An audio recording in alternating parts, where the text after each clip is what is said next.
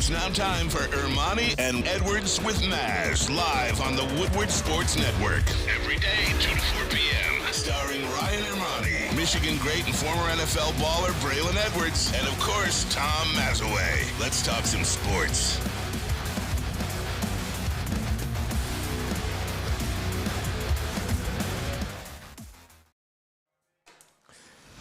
Hey, let's go. Friday show, November 3rd, 2023. Ermanni and Edwards with Maz, Woodward Sports Network, woodwardsports.com. If you're watching on YouTube, we say hello on a Friday.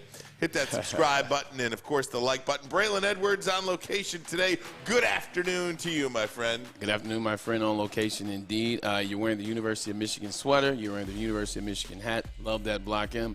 Last night I had a chance to go to a dinner, which is in the result of the sports conference that is now the 12th year running up in Ann Arbor. People from all over the country, the globe, as it relates to any asset or any aspect of sports. So last night got a chance to hang out with Mike Tannenbaum, GM, New York Jets, Miami Dolphins, been on the show. And also I got a chance to meet and kick it with Stephen A. Smith. How was that, man? Because I saw the picture that you sent to the group. I don't know if the guys have it or not, but it was pretty cool. You're rubbing elbows with some of the titans, really, of our industry, Stephen A. Smith, namely. Yeah, 100%. It was great to finally meet him and sit there and talk to him. And I was just kind of really just picking his pocket and just ask him, hey, how did you go from here to here? How the space now? You're very honest. You're very open. They allow your podcast. Kind of how does that work? What are your thoughts on this? What are your thoughts on that? And we exchanged numbers, and he immediately texted me right back. I told him to tell Bart Scott in Detroit, says what's up. And as well as we were in the Lloyd Carr room downstairs at the Chop House.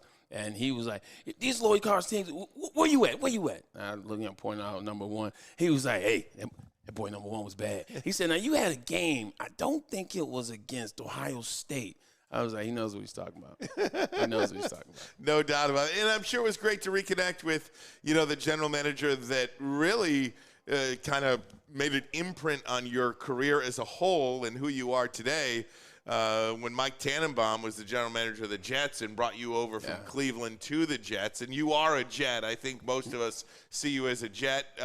That's a really important relationship, and you got to see him last night. It is. I got a chance to see him. What's interesting, Ryan, is, last night he said something. We were talking. He said it's the best 3 and 5 he's ever spent. Now, what he was referring to is, when he traded for me, he sent the Cleveland Browns a 3rd-round pick and a 5th-round pick. When I was younger, I didn't understand picks and the value of 2 picks and positions and 3 and a 5. All I just saw was that I got traded for a 3rd round and a 5th round, and I got drafted in the 1st round. So that was something that kind of bothered me for it did, and it bothered me for a very long time, even with the success at the New York Jets. But now that I'm older, now that I understand pick value, I'm like, damn, 3 and a 5. I was like, I was about that life. I was about that life. That is great. Yeah. We've got JB with us today and Mike Gentry on the audio. Tom Mazaway is out today. He'll be back on Monday. Maz is in Jersey with his family. His beautiful niece is getting married this weekend, just a couple hours from now. Sopranos Diner. Absolutely, no doubt about it. They're getting some pies. But, guys, we will start big show for you there. Obviously, we'll talk Lions. We're going to do a cap or no cap. We're going to do a fill-in-the-blank Friday. We'll get our pick set as well as we head into the weekend. No Lions football this week, but plenty of great NFL action to get to. But we will start, guys, with Michigan, and a new report today, Braylon Edwards, from Chris Ballas at the Wolverine. And I just want to read for you a little bit about what he found, and he found something. It's pretty eye-opening on how this information was gathered. So Chris Ballas at the Wolverine, I'm just going to read this for you. Sorry if it feels a little monotonous right now, but Michigan media gathering evidence on private investigators and their links to Ohio State. So several sources at Michigan and in the media tell the Wolverine.com that they're gathering evidence on 2 private investigators they believe are behind the investigation into U of M's alleged illegal sign stealing gathering that they've done. Right. Reporters are working to put the pieces together, but we know Michigan is currently in possession of documents that could link one of the alleged investigators to Ryan Day's younger brother, Timothy Day. The other suspect is linked to Day's brother, Christopher, and also a classmate of Tim Day's in New Hampshire. One currently runs a private investigation firm in Manchester, New Hampshire, which is Ryan Day's hometown. In addition, other sources at Michigan allege some of the evidence, specifically, this is interesting now. Okay, here we go. Specifically, a spreadsheet provided to the Washington Post with analyst Connor Stallion's travel plans and budget for his operation, in which he allegedly paid people to video opposing teams' signs, was obtained by gaining access to his computer illegally. Upon investigation, more sources indicated law enforcement has begun looking into the source of the information as a result. So this is a result of Ohio State being behind this, Braylon Edwards. This is, to me, one of the biggest hit jobs that I've seen in college sports. When you start seeing things like this in terms of he has two brothers that are involved in this, one being one involved in law, the other involved in private security or private securities, if you will. It's like, wow, they really would go that far. So now it gets you to think around in mind, if they're going to go that far to, hire somebody and do these games and follow this information, like how did Connor Stalions even get on the roster? Like how did Connor Stalions become a Michigan on the sidelines, etc.? Like this whole thing, it could be a rogue situation. Now you start to look at, did they plant Connor Stalions there? Like, and I know this is getting a little bit movie-like, but this thing is taking on legs, and we always knew that somehow or another it started with the Ohio State and maybe Urban Meyer, maybe Greg Schiano, maybe Ryan Day, but it started with the University of Ohio, or Ohio State University. Look, Ryan Day is, and I think we saw it on the field against Notre Dame in that post-game press conference, or the post-game interview on the field, when he attacked 88-year-old Lou Holtz, or 86-year-old Lou Holtz for not being tough.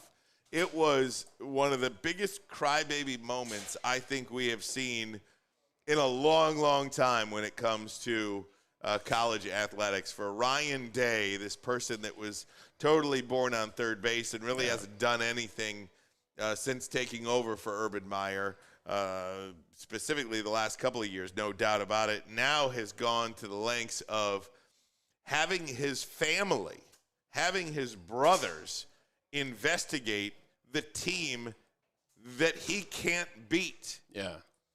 And that is about as slimy as it gets. And it's not surprising. All you have to do to get a little insight into Ryan Day is look at how he attacked Lou Holtz. He cares that much about what an 86-year-old man has to say about him. Yeah, and he really was fired up after that game. And you're looking, you say, "Hey, man, Lou Holtz is an old individual. He also is a storied coach. He has a right to an opinion. No big deal. Like, why is it bothering you that much?" He was so fired up after that. He was actually out of words, Ryan. If you're, he couldn't even breathe after his first initial let out of joy of winning that game. So it's going to be interesting what all takes place, and that's why you really got to trust the process. Everybody out there wanted to, persecute Michigan like right away. They want to fry Michigan. They want to lynch everybody involved. Sometimes you got to take your time. Like, in fact, most times you got to take your time, let everything play out. And what we have done since the very start of this is, look, we're U of M guys, man. We support our institution.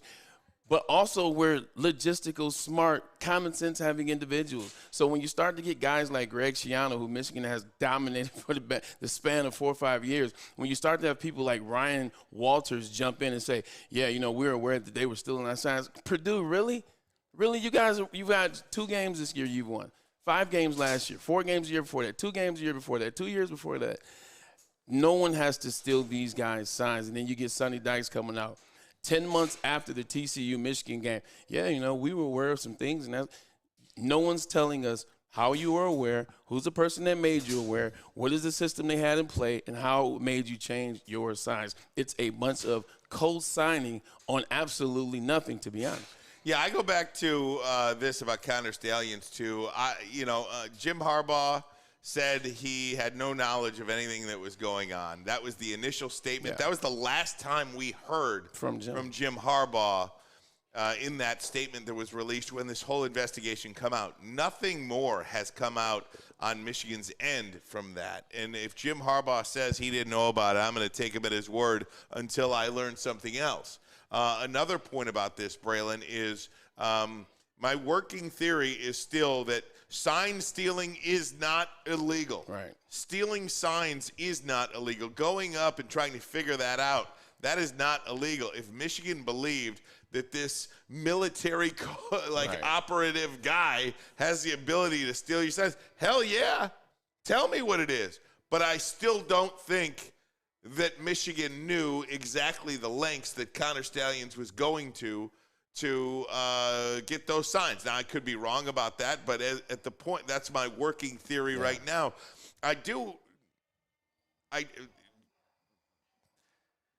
Ohio State hiring an investigation firm, to me, is one of, I guess I'm not shocked by it because, Ryan Day knows that if he doesn't beat Michigan this year, he's going to get fired. This is true.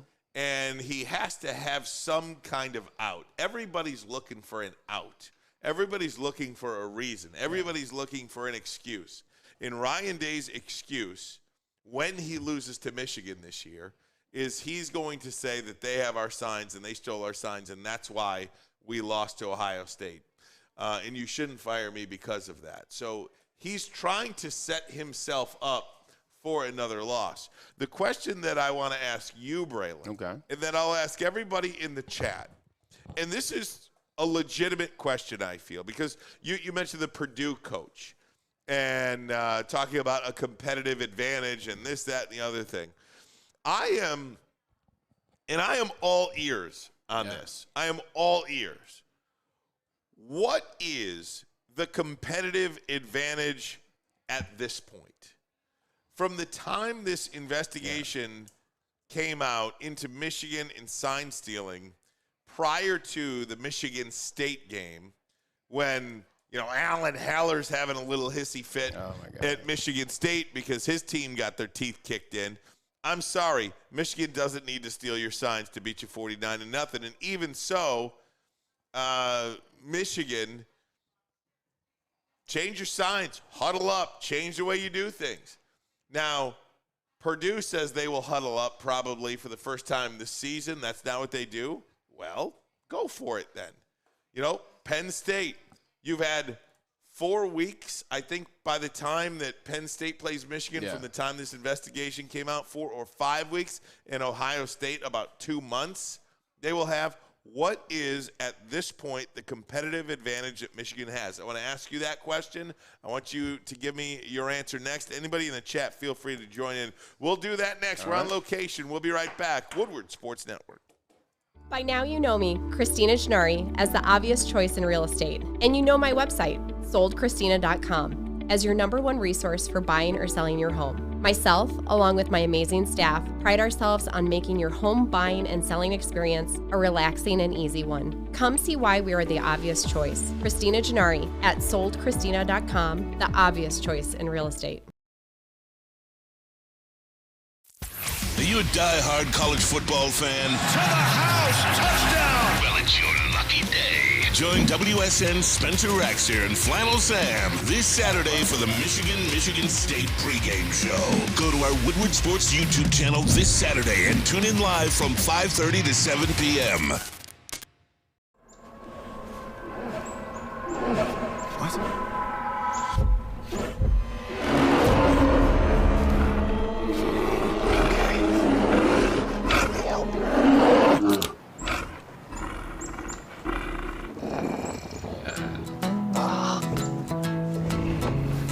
Oh, yeah.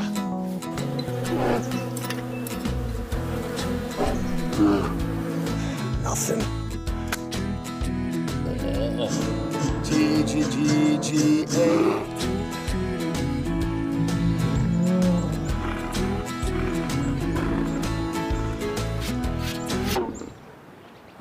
Oh, sorry, I forgot. There we go. Oh, cheers, buddy.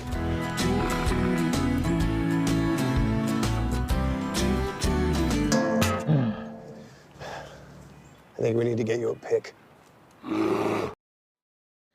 When buying or selling real estate, flexibility and control of the sales process is key. Sellers, how would you like the freedom of canceling your listing agreement at any time for any reason with no penalty. That is exactly what Mark White and Associate offers. It's called the Minute-by-Minute Listing Agreement by Mark White and Associates. Try Mark White's risk-free minute-to-minute listing agreement today.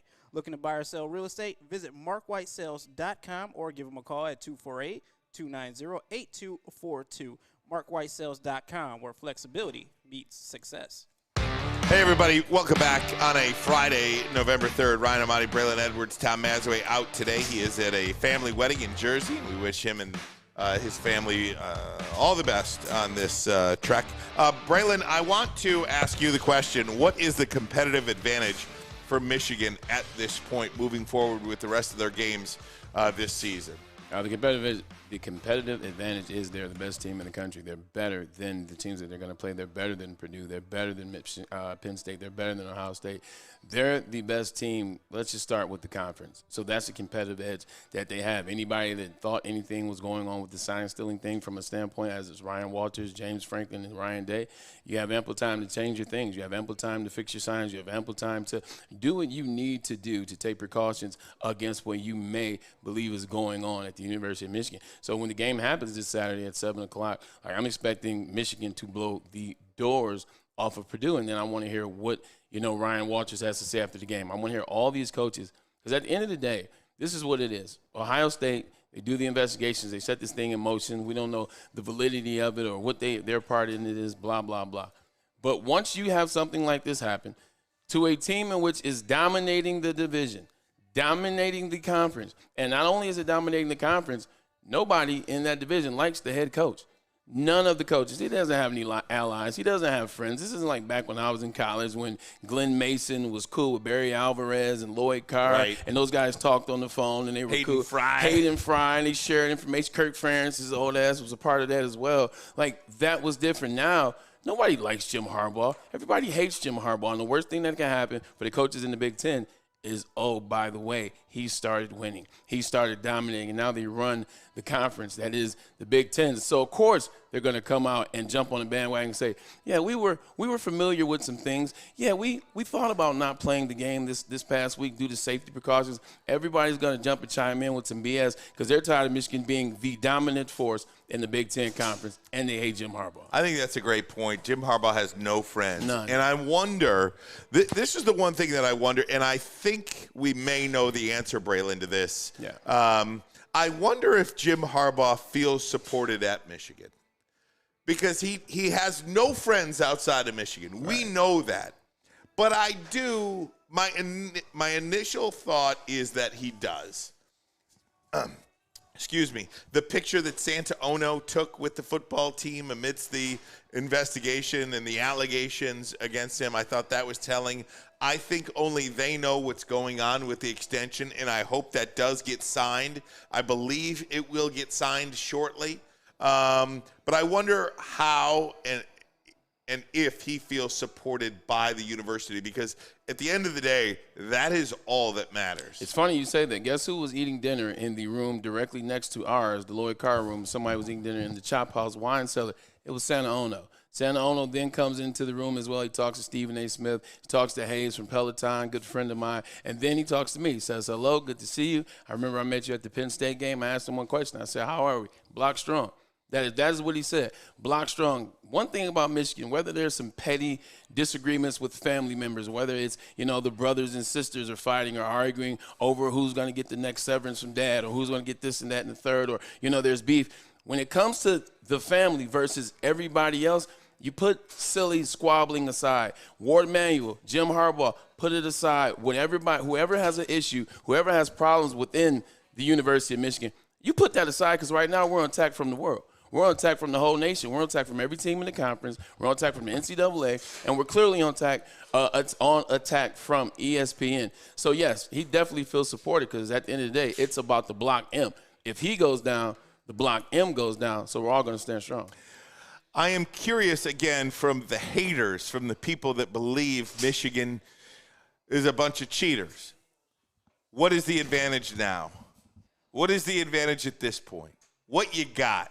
What are you trying to Michigan goes on to win the national championship this year, unbeaten, 15, 16-0, whatever it is. What is your excuse going to be at that point? That's really what I'm trying to understand from the people out there that believe Michigan is a bunch of cheaters. I don't think they could accept Michigan blowing the doors off of Penn State or Ohio State or Georgia or Alabama or Texas or Oklahoma or whoever Michigan may play in any potential college playoff matchup. What is that advantage? What will you fall back on at that point if Michigan completes this unbeaten season and finishes it off with a national championship? I have yet to hear one good reason. I got two things. Thing one is, what if Ohio State would have came out? Like, what if it would have been Ohio State that came out and says, hey, we noticed some things in Ann Arbor in 2021, and then we saw similar things in 2022. They come out, and then TCU comes out. So now you're looking at arguably the best team in the conference in the last 2 years, the best 1-2 punch, which is Ohio State. They come out, great team, close games, and blah blah blah. Then you have a TCU come out. Semifinals, you want to win that game. Opponent you really don't know, and then this comes out. If it comes out like that, Ryan Ermanni, I'm still going to say no to it, but then I still have to be honest and say, let me get all the information and let me check it out. These are three major games. These are three pivotal games for Jim Harbaugh in his career. Let's let all the facts come out, but I believe it to be not true. When it's Rutgers and it's Purdue, and then you start to realize that Ohio State tried to set it in motion a certain way because they didn't want to come up. If they had this information, if it's Ryan Day's brother and then Timmy Day's brother, then that means they had the information. Why didn't they just come out and say it? Right. Why didn't Ohio State be the ones that come out and say, hey, we have some proof, or, we believe Michigan to be. Why didn't they do it? They wanted the other teams to be the one to do it first, and now they can kind of come up under and talk from everybody else. That's a great point, Bray. They could put it out themselves, so they put it on someone else. So it's being reported that Big Ten Commissioner Tony Petitti is in Ann Arbor today. And by the way, he is scheduled to be in Ann Arbor not because of this. Sports conference. He is scheduled to be in Ann Arbor because of a national field hockey tournament. Oh, okay. Because of a Big Ten field hockey tournament. That's why he's supposed to be in Ann Arbor. And yes, while he is here, he is expected to meet with Michigan President Santa Ono. You saw him last night. Yeah. I have had communications with him in the past. And the one thing that struck me with Santa Ono is this doesn't seem like a guy that is going to be pushed around or anything like that. He knows who he is. He knows what he is. He knows what Michigan is.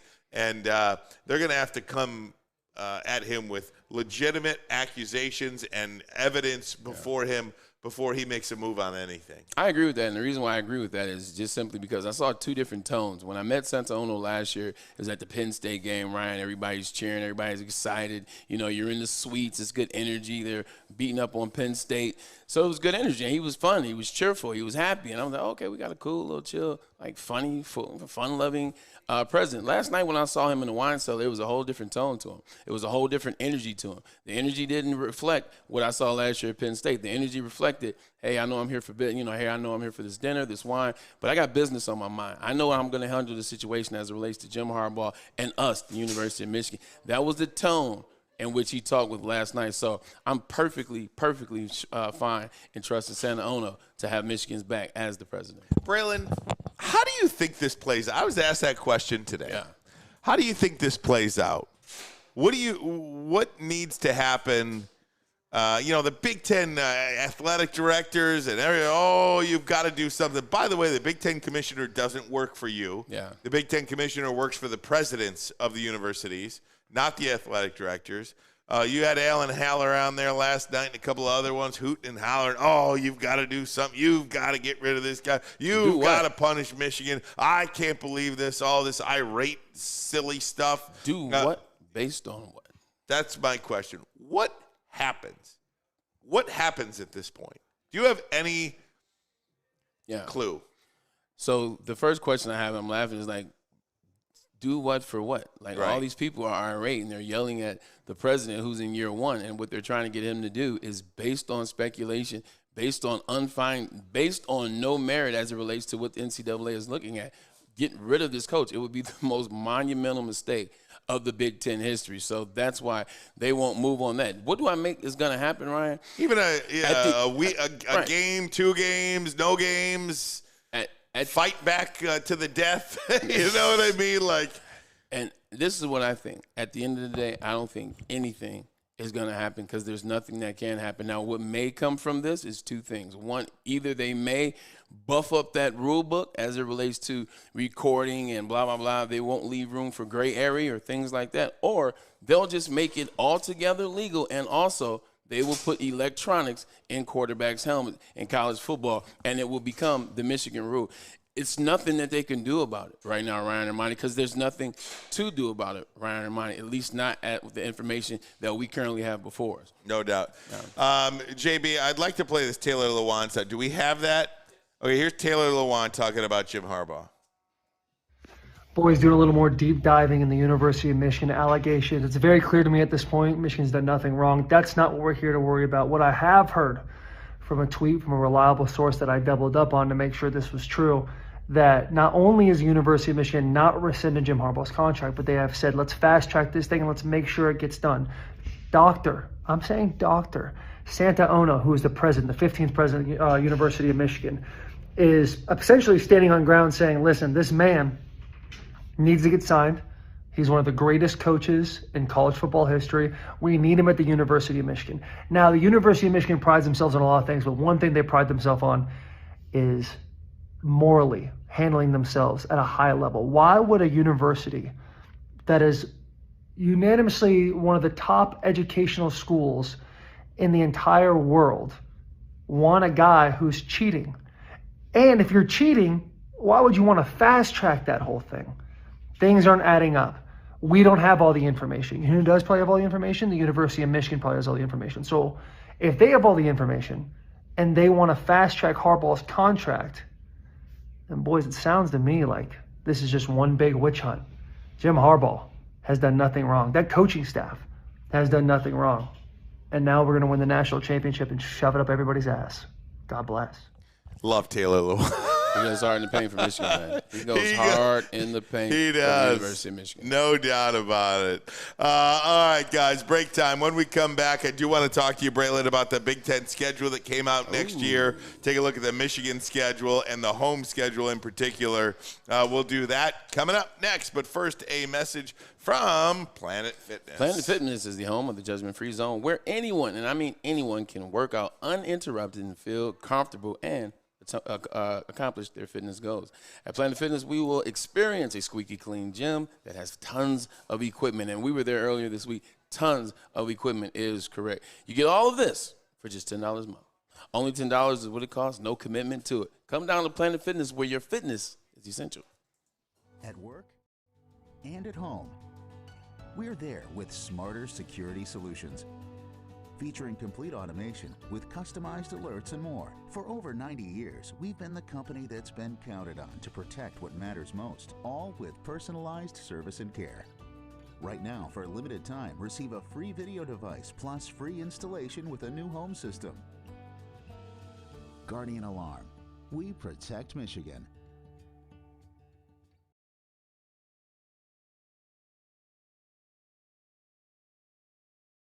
Now, coming to Woodward Sports. Woodward and Main Street. The Woodward Sports Network Detroit Lions Show. Let's go! Catch Gabrielle D. Phillips, Matt Broder, and Terry Foster for all the latest news on your Detroit Lions every week. Only on the Woodward Sports Network YouTube channel and woodwardsports.com. Your home is your most important asset. Flexibility in the sales process is key. When you work with Mark White and Associates, you can cancel at any time, for any reason, without penalty. Speaking of flexibility, check this out. Who you work with matters. Hire the best broker in the game.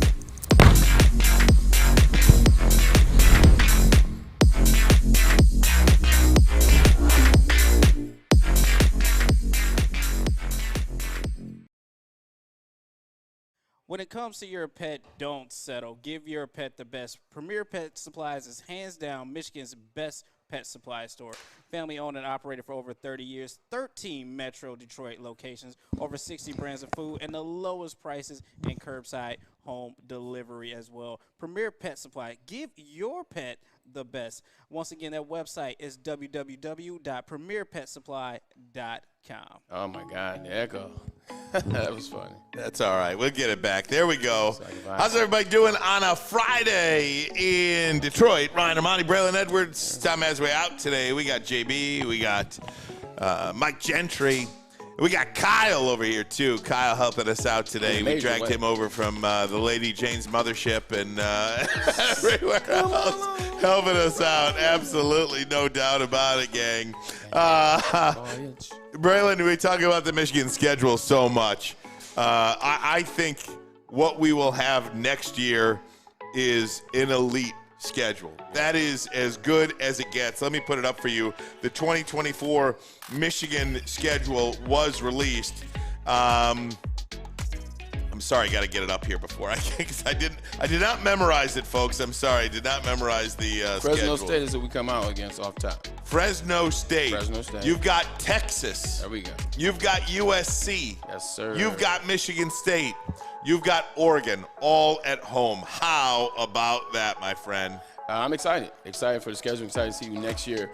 Also excited, too, because we still have another young stud five-star quarterback coming in next year, Jaden Davis, excuse me. So I'm excited for that. Look, it's showtime now. Everybody's been complaining for 2 years. 2 years, mind you, because no one was complaining when Michigan sucked. So the last 2 years, people have been complaining about the Michigan schedule. And, hey, it has been a rough ride, but the Big Ten has been trash. Guess what? No more. Now you start to get some of these cross rivals going on. And I'm excited, too, because you'll just have a bunch of different brands playing each other. Like, can you imagine, like, a good Wisconsin playing against, UCLA and Chip Kelly? Can you imagine Penn State playing against USC and, two overrated coaches? Excuse me, did I say that aloud? It is going to be a fun situation in the Big Ten because you got a lot of new teams joining. Great brands, Washington, Oregon. I mean, look where they are right now as it relates to the college football playoff. They're 5 and 6. In the top 5. And you talk about that college football playoff, too. It's going to go to a 12-team tournament next year. You're probably going to – will you have somebody with 4 losses get into the tournament? You very well may have somebody with 4 losses get in at number 12. I think 3 losses for sure. Yeah, and here's why you might have somebody get in with 4 losses, Ryan, because the college football playoff, it's still – they're still doing a committee, correct? Yeah. So if you're still doing a committee, what do they judge on? They don't judge by records. What's going on, big guy? Love the beard. Love the beard. They don't just judge on records. They judge on the eye test. They judge on what they see, what teams they believe to be the best. So if they believe a 4-loss team, who their 4 losses are against top-tier teams, you're going to see some 4 losses get it, or potential of 4 loss get in. I have a hard time with change. We know. We definitely know this. Right? So as college football changes, just to these mega conferences, it is going to look different to see USC play a game in Ann Arbor. Now, they give them the game in September. Heaven forbid that be in November in the snow. But nonetheless, to see Oregon come to Michigan and play a game. I know Oregon has gone to Michigan State and play a game. Of course they would. But who wouldn't? But no, I mean, this is what college football is about, to put these brands and to put these names and to put these matchups together. And if you're not worried about an unbeaten season, where you have 1 loss and your season's over, I think this is a change that I'm going to welcome pretty nicely. You don't like change, but you do like the evolvement of things you enjoy. And you enjoy college football. And you've been complaining the last 2 years about how boring the schedule is. Hell, I think some days you wake up on Saturday now and you don't even know who Michigan's playing. And I don't fault you for that, because sometimes I don't either. I don't know what time games are because I don't have to check for games. But once you get into this schedule where it's Oregon, it's Washington, it's USC, shoot, Deion's at Colorado. When does that game come up? They're part of the Pac-12. We'll figure that out. So they made a change to the offensive play calling. Pat Shurmur taking over play calls for Colorado this week. Pat Shurmur was nice. He was. Green Bay. Pretty good. So with that being said, it's a fun schedule. It's going to be fun waking up every Saturday. Well, it's going to be fun waking up every day, period. But waking up on Saturday, you wake up and you just know, man, it's Michigan and USC. What? That sounds like the Rose Bowl. Or you're waking up as Michigan and Oregon. That sounds like the Rose Bowl. It's going to be fun to have these different brands and see these great games. I wonder, too, if Michigan, when you look at the Big Ten and the SEC is adding Texas, the SEC is adding Oklahoma, I I think, and again, I probably am a little biased. You know, you have Michigan, you have Ohio State, you have USC, you have Oregon, you have Washington. You know, those 5 teams right now, you know, I'm not going to count out Wisconsin. Yeah. You never know what Michigan State is going to be with their next coach. Is it going to be Urban Meyer? Is it not going to be Urban Meyer? Maybe that's something we can talk about as well. But then you go to the SEC, and you're like, okay, Alabama, Georgia, Texas, Oklahoma, Tennessee, Ole Miss, LSU, Ole Miss. I mean, Ole Miss has won 11 games. But then you had Penn State to the Big Ten side. I mean, these are 2 Titan conferences. Definitely 2 Titan conferences that play 2 completely different styles of football, and that's what's going to be interesting about the SEC moving forward. Then the Big Ten mashing with these Pac-12 brands. These Pac-12 brands don't play defense. You know, the Big Ten is known for defense. They're known for running the ball. Pac-12 is like, if I can throw for 400, I'd rather throw for 400. I don't care about the defense or the running game. So it's going to be interesting to see these brands like clash together, because I think what you're going to get, Brian Ermanni, you're going to get a new style of football, because Pac-12 teams, they won't be able to come to the big house in November with that BS that they run. You're not going to be able to go out to USC or you go out to Washington and run that slow-paced football, start off slow, try to run the ball, try to establish the run when you're behind by 17 points. So I think you're going to get this great hybrid brand of football, and I'm looking forward to see what it looks like in 2025, 2026, because everybody's going to have to adapt. Everybody's going to have to adjust. It's going to create something new. You look at the college football playoff this year, Brandon, and we've mentioned this before. You know, we believe Big Ten champ is getting in, right? Yeah. We believe SEC champ is getting in, right? Yes. So that's 2 spots. Right? Okay, so whether it's Alabama, Georgia, Michigan, Ohio State, whoever you say, let's just say Big Ten champ, SEC champ, locks up 2 spots. Okay? Yeah. What about Florida State? Go on unbeaten Florida State team. They'll be in. They're in. They're in. So then that leaves you a Pac-12 champ. ACC. And a Big 12 champ. Oh, Big 12, excuse me. Florida State would win the ACC. Sure. Big 12 champ. I mean, man, there's going to be a team that's very unhappy this year. Yeah. Because can you imagine a scenario in which Texas or Oklahoma win Big 12 championship, have 1 loss, and have a unbeaten Washington team? They're going to lose to Oregon. Let's just say they win. They're in. So then Texas. Okay, if they I'm trying to do this on the fly. So let's say Oregon has 1 loss. They do. Texas has 1 loss. Right. Who's getting in? Texas. They're like Texas. Name brand. Texas is college football and their most expensive brand in NCAA. Texas has their own network. Like Texas is Texas. We love you, Oregon, and we appreciate Phil Knight. But ain't nothing like Texas. So Texas will get in just off the brand alone. Maybe a 1-loss Big Ten champ does not get in. No, they won't, because look what they won't, because Ohio State's going to get exposed.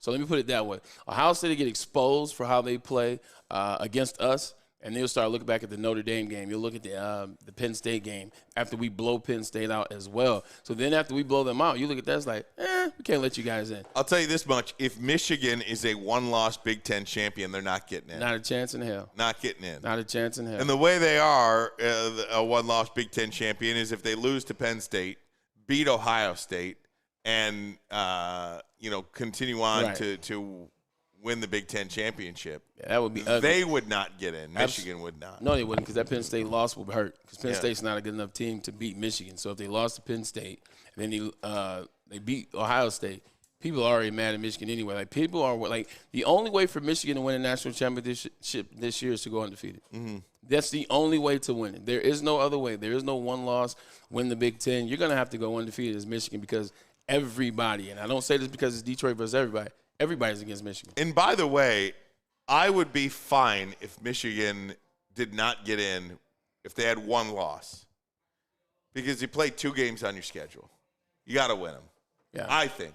Yeah. I think the only way Michigan deserves to be in the college football playoff is if they beat Penn State and Ohio State and finish the year unbeaten. I think that is a fair assessment. I don't believe a 1-loss Michigan team should get in over a one-loss Oregon team, a one-loss Texas team, an unbeaten Florida State team, or anybody like that. Now, this is where the strength of schedule comes in. Mm-hmm. Now, here's where everybody talks about how weak your schedule is and the road that you take to get there.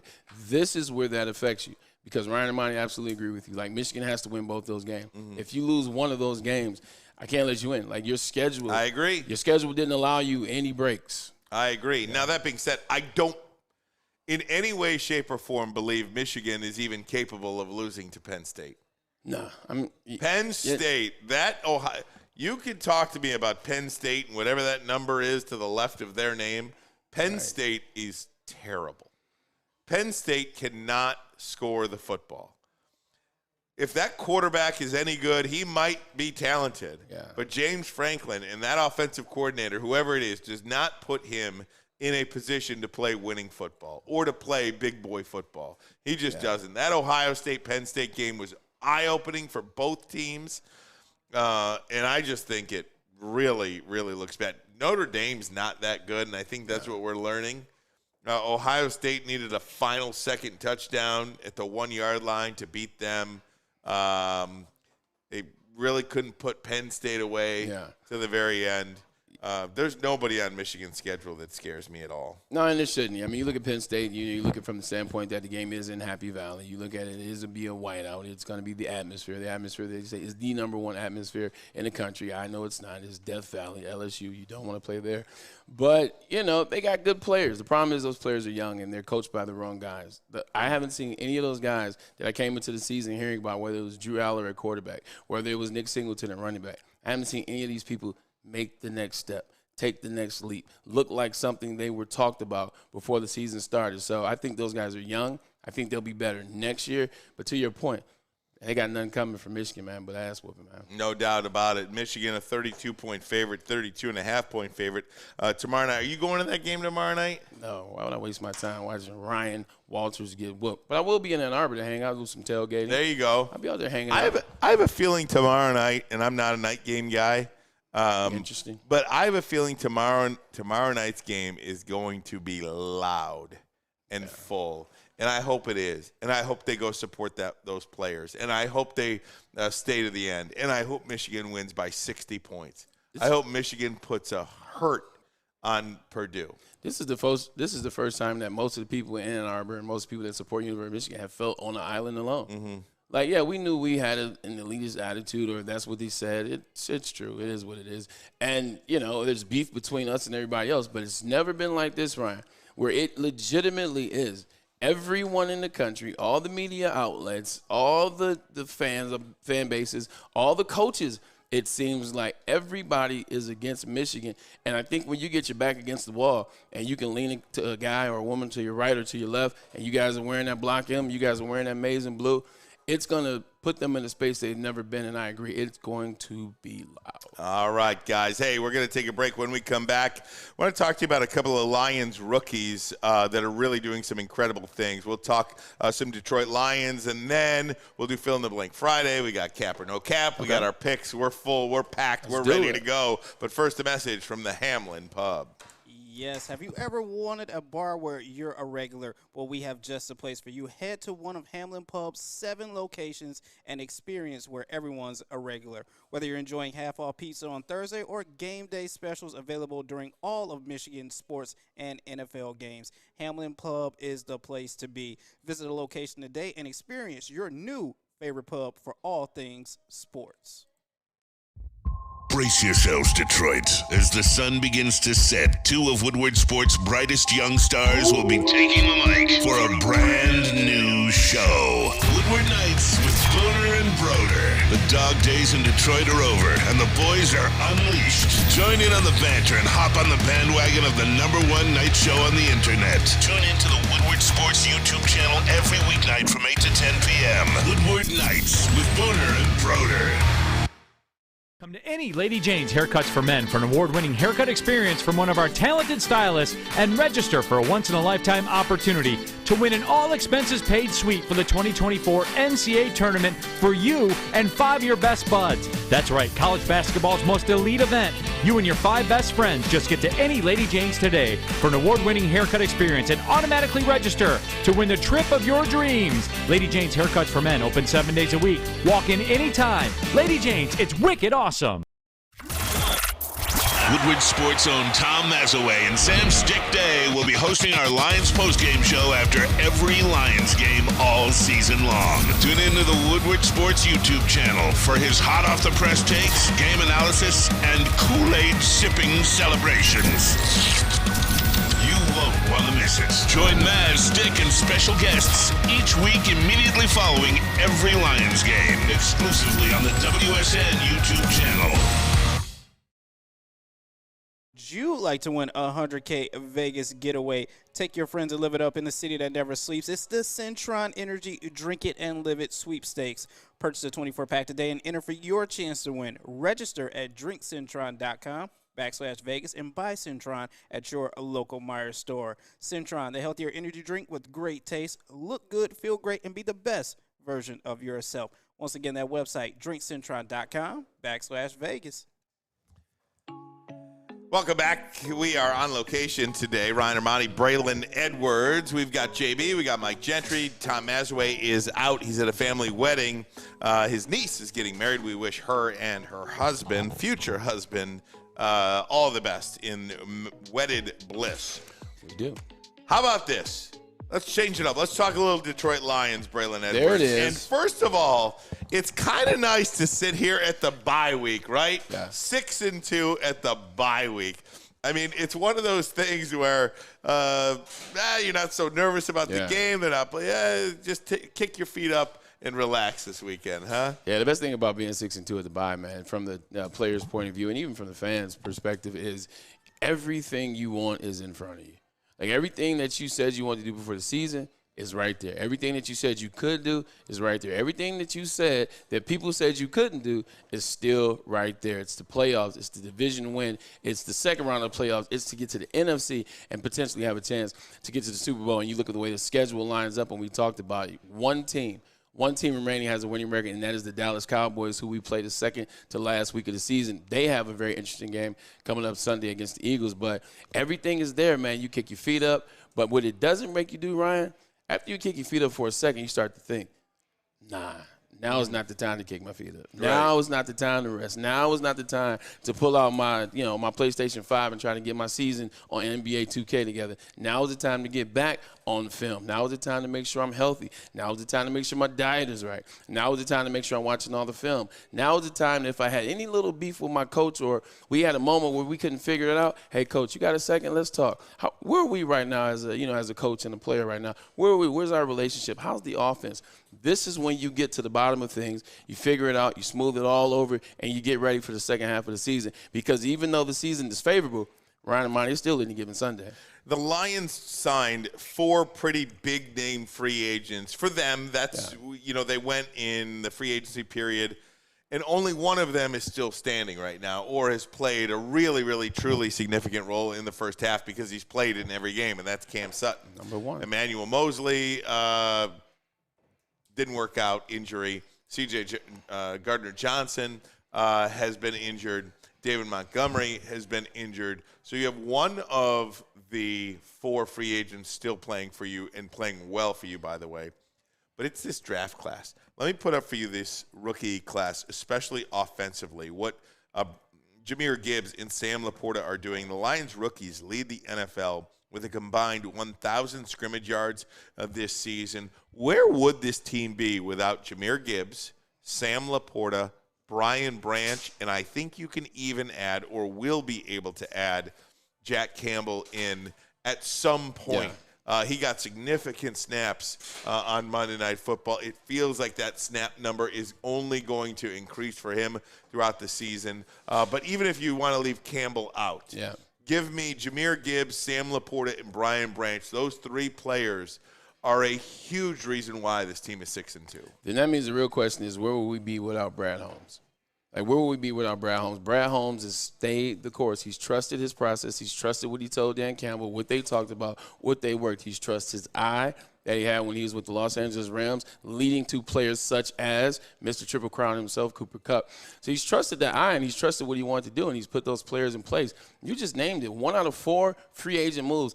And those free agent moves, that Ryan, they weren't just random free agent moves. They were one of the, if not the best safety graded last year in C.J. DJ, a guy in Emmanuel Mosley who really helped that defense go over there as it relates to the back end for the San Francisco 49ers.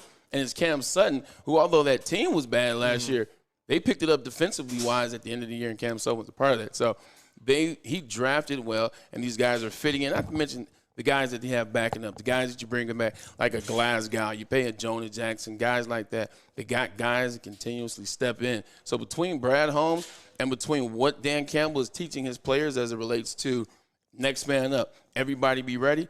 Man, you got a match made in heaven for this Detroit Lions team who's 6-2 and second in the NFC. And because of that, they have a 95% chance to make it to the postseason right now. Just take a look at these numbers from Pro Football Focus. The Eagles have a 99% chance of making the playoffs right now with a 7-1 record. The next best, the Lions, at week 9, have a 95% chance of making the playoffs. Now, I know it's not enough. Yeah. I know it's not enough, but from where we sit as a city, as a franchise, to have a 95% chance to make the playoffs at week 9 for the Detroit Lions, man, that is a pretty comfortable feeling to be in. Right, and I disagree that it's not enough. And obviously, it's enough when we get to the second round of the playoffs, when we get to the NFC Championship. And I understand that you're correct. But I disagree from this standpoint that it's not enough. The Lions won 8 of the last 10 last year. So we rode that whole 10-game winning streak the whole offseason. We talked about how good we were at the end, even though we didn't get in. But everybody said, can you keep that momentum in next season? We drafted well. We picked up the right free agents. We came into the season, and now we're 6-2. I disagree that it's not enough because the Lions are showing you we are not worried about last year. But, oh, by the way, last year wasn't a fluke either. They're legitimately putting on, and now they're 6-2 after everybody outside the city, not us, saying, yeah, we want to see that same energy from the Lions this year. We want to see what they do. You can't take last year into this year. BS. Who says you can't? Because the Lions have. I just want to make sure we're kind of on the same page here. I say it's not enough to make the playoffs. I mean, well, getting a wild card berth is that's not failure. No, you can't get a wild card. Okay. My apologies. Yes, that is an absolute failure. I just wanted to make sure we were on the same page there. Take a look. Ish. Yeah, absolutely. Take a look at the AFC right now and where the playoffs sit right now. With the AFC teams, I think I have. There we go. Chiefs at 93%, Ravens at 88%, Jags, Dolphins, Bills, Jets. Even the Jets at 54%, Braylon, your former team right there sneaking into this list. There are, the Lions have a 95% chance to make the playoffs. Yeah. The Kansas City Chiefs have a 93% chance to make the playoffs. It just kind of goes to show you the conversation that the Lions are in. Yeah, 100%. They are in the conversation of the elite. They're in the conversation. The guys that not only are they going to get into the playoffs, these are the teams that you have to excuse me. Bless you. Thank you. These are the teams that you got to prepare for. Like when you get into the playoffs, Ryan and Ermanni, you're not looking at every team. Like when you're a good team, you're not looking at every team that's going to get in the playoffs. You're not worrying about if the Minnesota Vikings sneak in the playoffs. You're not worried about if the Giants somehow sneak into the playoffs. You're not worried about somehow if the Colts were to get in the playoffs or insert team here that is a third-tier team that's a wild-card team. You're not even worrying about those teams. But when you start talking about the teams with 80% chance, 70% chance, 90% chance, when you start talking about, the Lions and look at what they're doing, when you talk about the Seahawks and what they're doing, the 49ers, the Eagles, and then on the other side, the Bills, the Chiefs, the Jaguars, those teams are going to be the teams that you're going to have to beat. Those are going to be the teams that you got to have somebody scouting, hopefully legally, for the playoffs. So you're going to have to get ready. Like, hey, Trevor Lawrence, what are his issues? I know he struggles in the red zone. That's something that the Lions got, or that's something that the AFC will have to know. What are the Bills' issues? Well, when they get behind, Josh Allen plays hero ball. You're going to have to know that about the elite teams, and the Lions are one of those teams that you're going to have to know that about. Hey, Braylon, let me ask you this question. A potential first playoff matchup. Okay? Which one of these teams, I want you to rank these 3 teams for me. The first team, the team you do not want to see in the playoffs. Okay. and the number 2 after that, and number 3, the team that you want. Okay? Okay, I got you. First round matchup for the Detroit team you Lions. don't want to see. The team you don't want to see. Okay. The team and the team you would want to see out of these 3 teams. Gotcha. Ready? Gotcha. So is it, well, no, it's not A, B, or C. Well, I got you. 3, 2, 1. Right, 3, 2, 1. Okay. Potential first round matchups for the Detroit Lions. Dallas, New Orleans, and Seattle. Who do you want to avoid? Who do you not mind playing? Who would you love to play? Everybody knows the answer to that question. We do not want to see the Seattle Seahawks. We do not want to see Pete Carroll. We do not want to. All games would be at home. This is true, and they beat us here the last 2 times in a row. And now they've added Leonard Williams and Frank Walker. Don't want to see them. Next, Dallas, New Orleans. Who would you prefer to see? So not so much a ring, but who do you want to play in the postseason? I'd prefer to play Dallas. Yeah. I would prefer to play Dallas and the Saints would be the meh. The reason the Saints are the meh, we talked about it yesterday.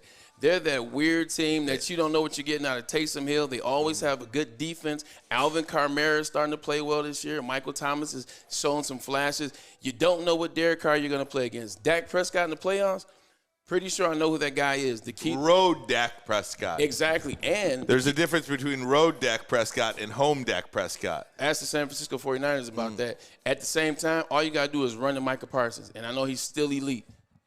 Look at the teams that run at Micah Parsons. That's when they lose. Arizona Cardinals ran to Micah Parsons. They dominated them. You look at last year, the Eagles both times ran to Micah Parsons. When they lose, people run to Micah Parsons. So give me Dallas, punish them. Saints, they're just too weird. And then I don't want to see the Seattle Seahawks. All right, I'm going to give you 2 more teams. You ready? I'm ready. Do you want to see Seattle, San Francisco, or Philly? Do the same thing for me there. Okay. The team you don't want to play and the team you would want to play. Yep. San Francisco, Seattle, and Philly. Still don't want to play Seattle. Philly, give me the 49ers. Right. Give me the 49ers. Kind of how it feels at this point, right?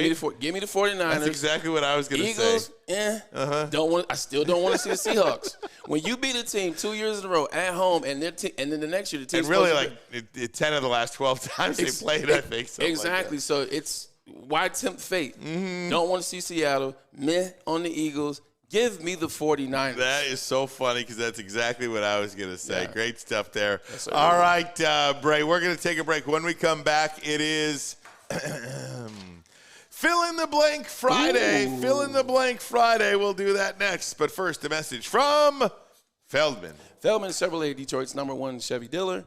With 18 locations, there's a Feldman dealership near you or in your backyard. Just visit FeldmanAuto.com. Since 1996, Feldman Automotive has been driven to provide a fast, convenient, and first-class car buying experience, and it's called the Feldman Advantage.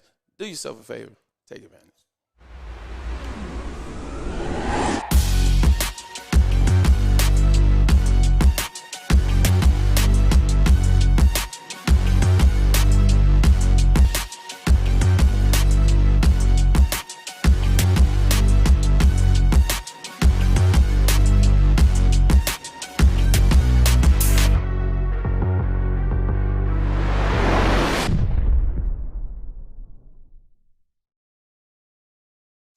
Join Woodward Sports' own Jeff Iafrate, along with special WSN guests for the most anticipated Lions season in decades. Filled with different surprises and expert analysis. You're not going to want to miss out. Go to our Woodward Sports YouTube channel on Sundays and tune in live from 9:30 to 11:30 a.m. Gabby is a college student struggling to study for her big exam. Then she discovered Syntron, a healthy way for her to stay awake and focus. Jennifer frequently has chaotic days like this until she gets online, orders some Syntron, and finds her groove. April visited her local grocery store, purchased a case of Syntron, and entered to win the Syntron 100K Vegas giveaway. Pick up your case of Syntron today at any Meijer location or visit drinksyntron.com/Vegas and enter for the 100K Vegas giveaway. Since the dawn of moving people, Chevrolet has led the way. The world of transportation is changing. At Feldman Chevrolet, we are leading the charge forward. With every electric vehicle, every mile traveled, one Feldman at a time. The company that puts more Chevys on Michigan roads is now the #1 name for Chevy electric vehicles. Woodward Sports' own Tom Mazaway and Sam Stick Day will be hosting our Lions postgame show after every Lions game all season long. Tune into the Woodward Sports YouTube channel for his hot-off-the-press takes, game analysis, and Kool-Aid sipping celebrations. You won't want to miss it. Join Maz, Stick, and special guests each week immediately following every Lions game, exclusively on the WSN YouTube channel. Hey, gang, let me tell you about Outdoor Equipment Company, the official outdoor equipment provider of Woodward Sports, Michigan-grown, family-owned, bad boy mowers, tractors, steel handhelds, even weed whippers, Liberty trailers, Generac generators, SnowX plows, and salters. Outdoor Equipment Company has it all. You could buy it. You could rent it. 0% financing delivered to your doorstep. OutdoorEquipCo.com, OutdoorEquipCo.com. Welcome back, Woodward Sports Network. Ryan Ermanni, the great Braylon Edwards. JB is with us as well. We've got Mike Gentry in, too. He's in for Parker today. Tom Mazaway out at a family wedding in Jersey. So we appreciate, we still do appreciate Maz. Maz has been working for us still. He's been putting the rundown and everything together. Guys with his family going to a wedding. He's putting the rundown together and all this good stuff. Gotta respect Big Maz. Absolutely. Guy never stops. So, Braylon, it is a fill-in-the-blank Friday. We don't have a camera on. Do we have a camera on you, JB? Do you want to be involved in filling the night? Well, maybe not. No, maybe not. Okay, very good. Okay, yeah, you got too much going on. So, Braylon Edwards, you and I for Fill in the Blank Friday. You ready? Yeah. How about a little beat, Mike Gentry? You got a little something you could put for us, a little low maybe? Yeah, just to spruce it up a little bit, have a little fun on a Friday, okay? Here we go, Braylon. This is what's up. Same one. Braylon Edwards, the Lions need to improve on blank in the second half of the season. Where do I begin, Ryan? No, I'm just joking. The Lions need to improve on blank in the second half of the season. You want me to go first? Yeah, you go first. Okay, I'm going to go first. You go first. Because I'm going to cheat here because I made up the questions. So I got the extra research. Okay, I love it. I'm going to play off you. Right. I was like, wait, what? Okay, the Lions need to improve on second half scoring in the second half of the season. Yeah, the Lions are one of 2 or 3 teams, I believe, that have not scored 1 point on the first possession of their second half. They have punted every time in their first possession of the second half of every game this season. They have ended up punting. They have to score. They have to be better when they come out of the locker room. That is one area I would like to see them improve on in the second half of the season. All right, I got you. You ready? Yep. Improve the pass rush against playoff teams. And the reason why I say that is we see the pass rush when you play against the Falcons, when you play against the Panthers, when you play against the Green Bay Packers, when you play against the Raiders last week. When you play against the Kansas City Chiefs, did not get to Patrick Mahomes one time. When you played against Geno Smith, did not get to Geno Smith, with the exception of the one that he allowed way back on the dumb run. Anzalone got him. And then when you played against the Baltimore Ravens, you didn't get to the quarterback one time. So what that tells me is that Aaron Glenn, they're going to have to change up something as it relates to the stunts or something that they're doing. Because whenever they play these teams that are playoff teams, the Seahawks, the Ravens, and the Kansas City Chiefs, they're going to be there at the end. Their offensive line was able to make adjustments the whole game to those guys. So they're going to have to do something with that pass rush when you play against better offensive linemen and better teams. All right, here we go. Question number 2. Ready? Donovan Peoples-Jones will play a blank role in the Lions offense. Donovan Peoples-Jones will play a blank role in the Lions offense. Major. I think major. I think in a major role. And the reason why is Donovan Peoples-Jones is a guy, since he's been in Cleveland, even at the University of Michigan, go blue, he showed you he can make plays. He showed you he can make big plays. He showed you he wanted the moment at times. So you got Amon-Ra there. You got Sam Laporta. And you're starting to figure Jahmyr Gibbs out. Oh, by the way, David Montgomery's coming back. He's going to play a major role in helping those guys out. And people don't know what he can do right now. guarantee you he's going to play that role, especially in games where it's tight and they take Sam Laporta out. You know, they take Amon-Ra St. Brown out. Who's going to make a play? Who are you looking around? And not just a catch. Who's going to make a big play, sizable play to change the game or to give you that number 1 seed in the division? I think a major role. Braylon, the word I was going to use is solid. Solid role because, you know, this team, if there's one thing it is, man, they spread it out, right? Yep. I mean, Amon-Ra is going to get his. Josh Reynolds is going to get his. Sam Laporta is going to get his. Jahmyr Gibbs / David Montgomery are going to get theirs. Maybe J-Mo will get a couple here, and maybe Donovan Peoples-Jones will get a couple there. But I do think he will be a solid addition. He'll play a solid role in this Lions offense. And remember, Bray, this DJ Chark played a significant role for this team last year. Especially in the second half. And you are right. Yeah. Maybe Peoples-Jones can come in and play that role that DJ Chark played a year ago. Because one thing about it, we've known with the Detroit Lions through 8 games this season, when the run game isn't there, they struggle in the pass game. They look bad, almost to the point of, is this even the same team? So with no running attack, let's say somehow they take the run away from us and deep in the playoff run or deep during the season, and you got a guy in Donovan Peoples-Jones who can make that play for you, he can give you 124 yards if you want to shut down this other game. I think it's going to be a bigger role than we think. Maybe that's the proper way to say it. A bigger role than we think. That's a great point by you. All right, Bray, here we go. The MVP of the Lions in the first half of the season is...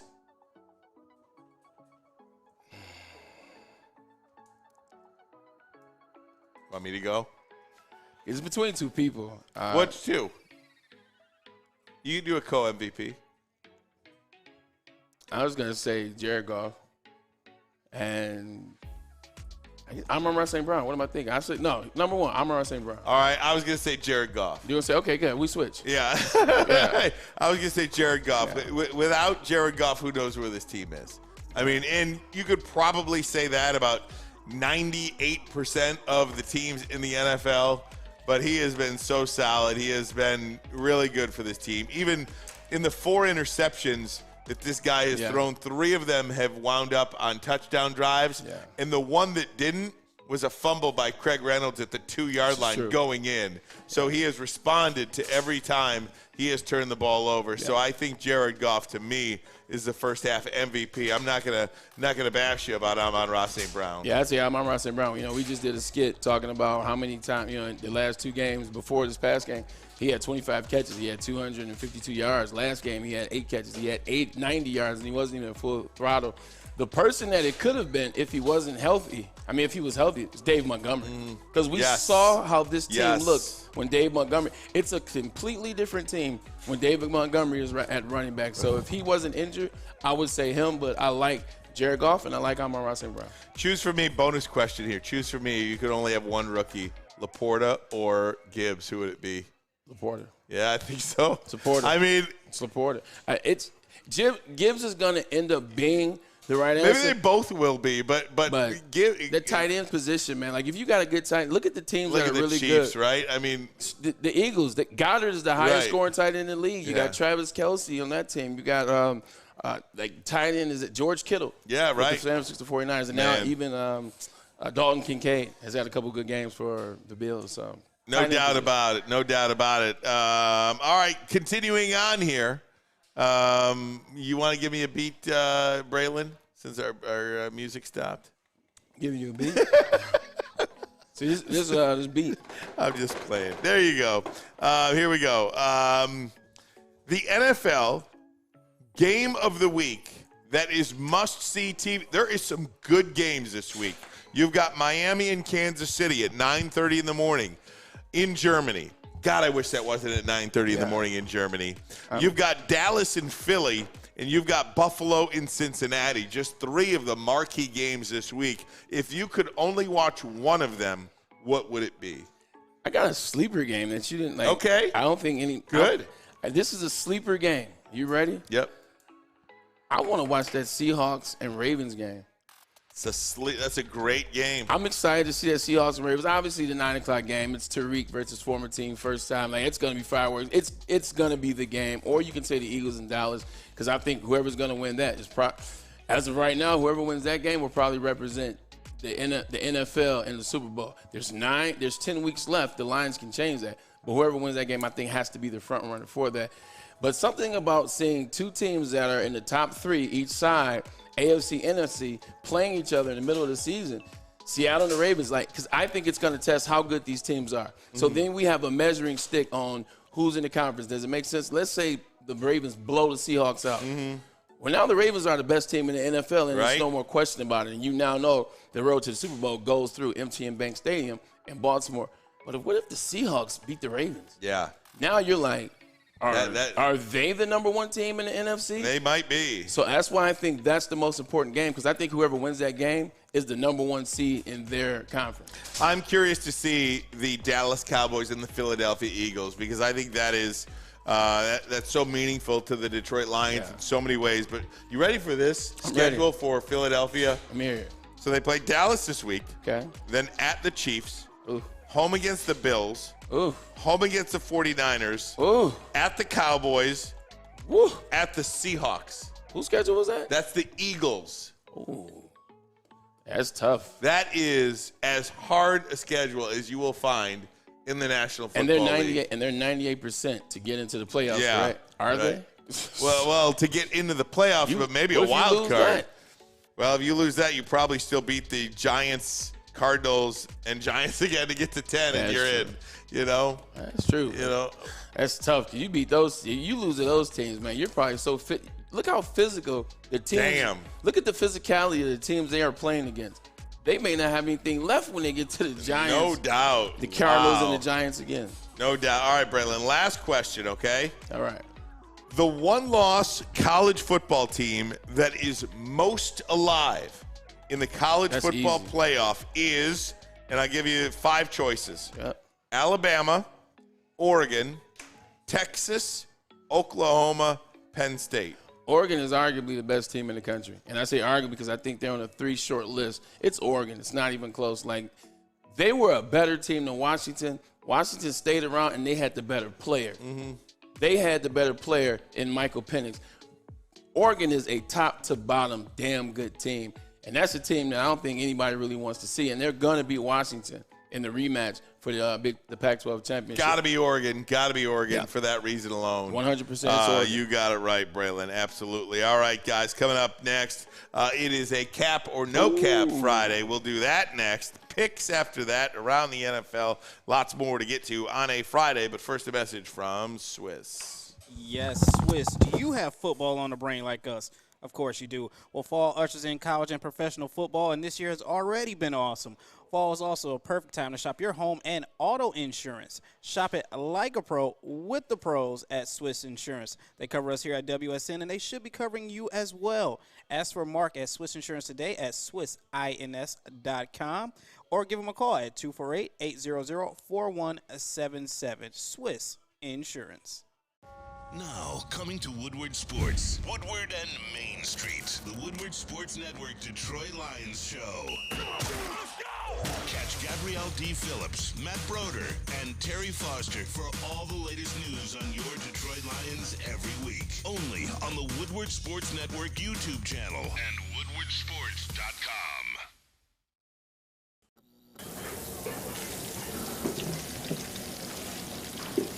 Burgers and chicken sandwiches are taking over at Big Boy. Try our new pretzel bacon cheeseburger. Turn up the heat with Bob's Hot Chicken Sandwich. Upgrade those regular fries with our chili cheese fries or loaded baked potato fries. Hit your sweet tooth with funnel cake fries or Reese's chocolate peanut butter thunder cake.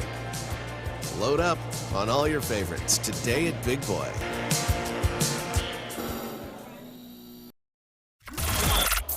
Woodward Sports' own Tom Mazaway and Sam Stick Day will be hosting our Lions postgame show after every Lions game all season long. Tune into the Woodward Sports YouTube channel for his hot-off-the-press takes, game analysis, and Kool-Aid sipping celebrations.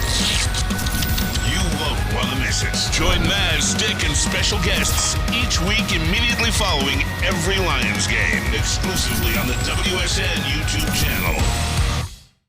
Where's the most convenient place to get that big fitness energy? It's Planet Fitness. Join today for just $1 down, $10 a month. With over 2,400 locations and equipment for every workout, you can get in, get energized, and get going. And with free fitness training and most clubs open 24 hours, everyone belongs in the judgment-free zone. So join today for $1 down, $10 a month, no commitment, cancel anytime. Deal ends Wednesday, September 13th. Join now at any Metro Detroit location. Hurry, offer ends soon. Cold outside, just like I told you it was, so now it's time to go inside and play golf at 5 Iron Golf, downtown Detroit, the Cambria Hotel. Look, check this out, 13 brand new TrackMan simulators so you can play any course around the world. Food, parties, kick it, fun vibes. And on Thursdays, we do the Woodward Sports Golf League, 5 to 7. Let that lead into Thursday Night Football. Last night, you saw the Steelers beat up on Will Levis and Titans. Great time, great place to party and kick it. Cambria Hotel, 5 Iron Golf. Hey, Bray, before we get to cap or no cap, can we just talk about that game for a minute? Of course. The Pittsburgh Steelers should never be on a national broadcast ever again. The Tennessee Titans should never be on a national broadcast ever again. And certainly they should not be playing each other on a national broadcast. That was painful to watch. Luckily, I didn't have to watch it. I was at that dinner last night in Ann Arbor at University of Michigan, but I did watch the highlights. I did see the end of the game, if you will, saw some highlights, and it was an ugly game. And it goes back to what, I told Maz a long time ago, and you have definitely been hitting the nail in again and again, pause. Kenny Pickett's not it. No. Kenny Pickett isn't it. And even on a more serious note, why is Matt Canada still the offensive coordinator for the Pittsburgh Steelers? He is god awful, and that is the biggest problem with their team. He is. But I will say, watching that game last night, they just are so undisciplined. They don't do things the right way. Even there was a point in the game last night where Pickett probably threw his best ball of the night. Right sideline. Touchdown to Pickens. And Pickens didn't get the second foot down. Gotcha. I mean, it wasn't one of those toe taps either. It wasn't a tight toe tap. It was step one here, and he didn't. He had this much field to get his second foot down. It was just almost like a laziness about him not to drop that. Oh, sorry. Not to drop that thing. Not to drop that second foot. Then you got Kenny Pickett turning the wrong way to try to hand it off to I mean, it is mind-blowing to me how unorganized they seem. And I guess that goes back to the coordinator itself, but still completely unorganized. Here, let me tell you two things. Dropped. They dropped 4 passes last night. All right, here we go. Let me tell you two things that Ryan Clark said today on ESPN. Ryan Clark, obviously, most notably, 10-year career with the Steelers, and I believe he played for the Washington Commanders. Great career. He's great on ESPN. That's right. He did play for the Commanders. Yep. Blah, blah, blah. He's good, blah, blah, blah. This is what he said that's real, though. Okay. He said he can't even identify how the Pittsburgh Steelers are winning. And the reason I say that, usually they win on defense, and if it's ugly, it's ugly on offense, but it's really good on defense. It's really patient. It's really technically sound, and they have Cam, they have TJ, blah, blah, blah. Then on offense, they'll run the ball, get some play action to the tight end. They'll have one receiver. That's their identity in the past.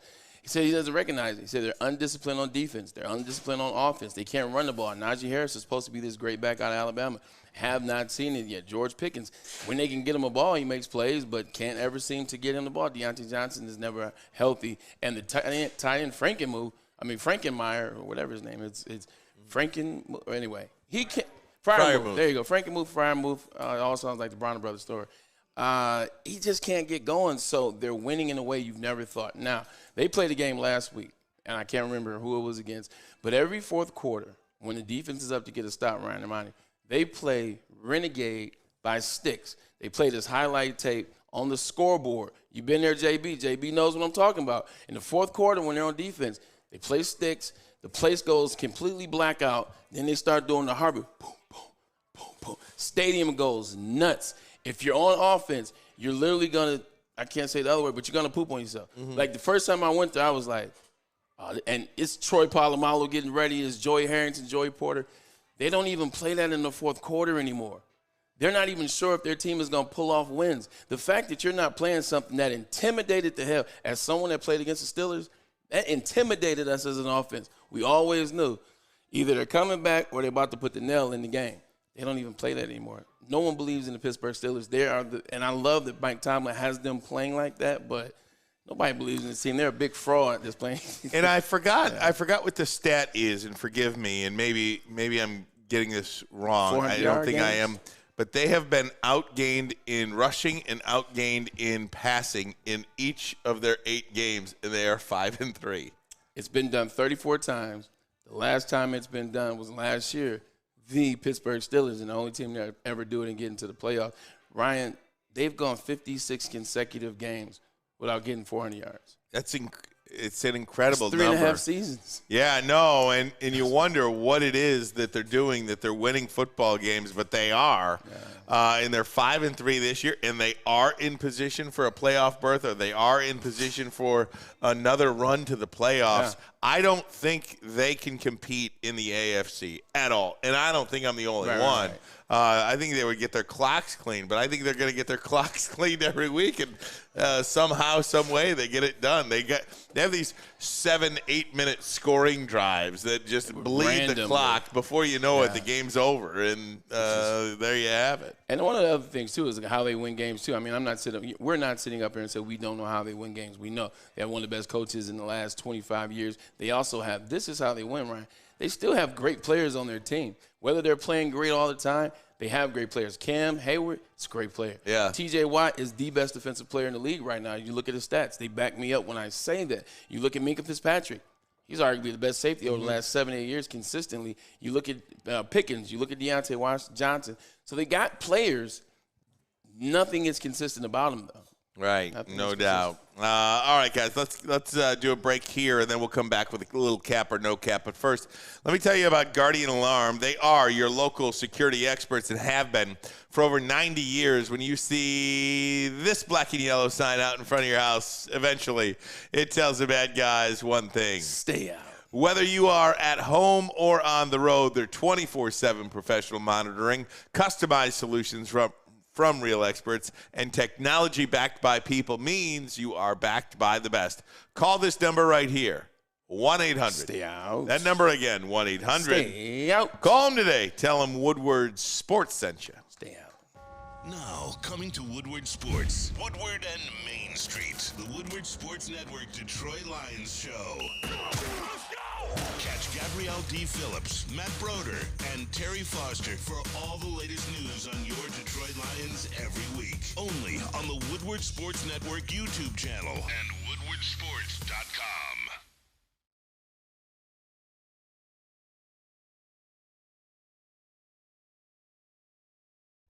Calling all landscapers. This is Darren McCarty. I'm at Outdoor Equipment Co. How would you like to landscape like a legend? How about a bad boy zero turn? And even a chainsaw.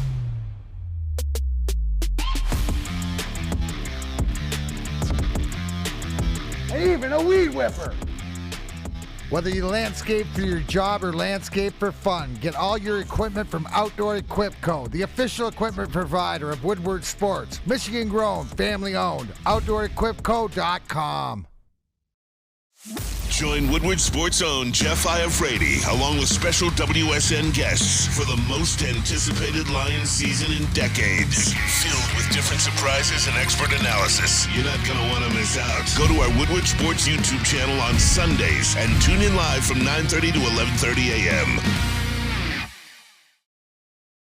Hey, gang, let me tell you about Les Stanford Buick GMC. What happens when you run a great business for over 50 years? You expand and offer more products to more people. That's exactly what Les Stanford did by adding Les Stanford Buick GMC. They offer the same great service that customers have come to know and trust for over 50 years. The Buick GMC dealership located in Ferndale on Woodward Avenue, just south of 9 Mile. If you're looking for a Chevy or a Cadillac, Les Stanford in Dearborn on Michigan Avenue, where they have been for over 55 years. You can find the brand you want, all GM brands under one umbrella. LesStanford.com, LesStanford.com. Find new roads. Find them.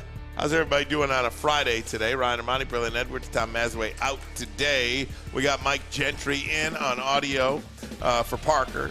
And the great JB, Jeremy Bryan, has moved over to the TD booth. Over here, we are live on location. Braylon Edwards, it is time for a little cap or no cap.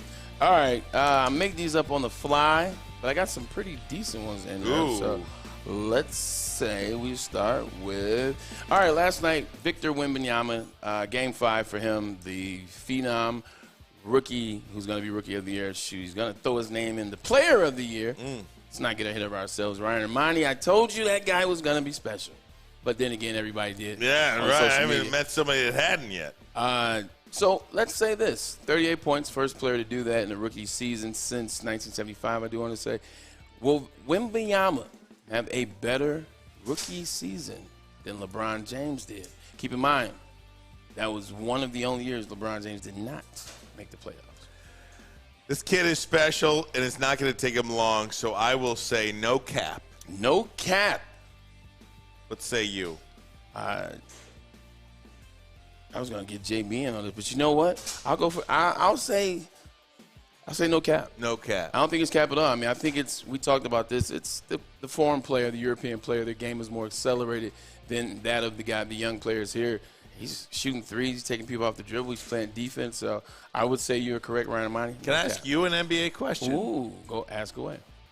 The NBA in-season tournament starts tonight. Braylon Edwards, you are excited about this tournament. Cap or no cap? There's no cap.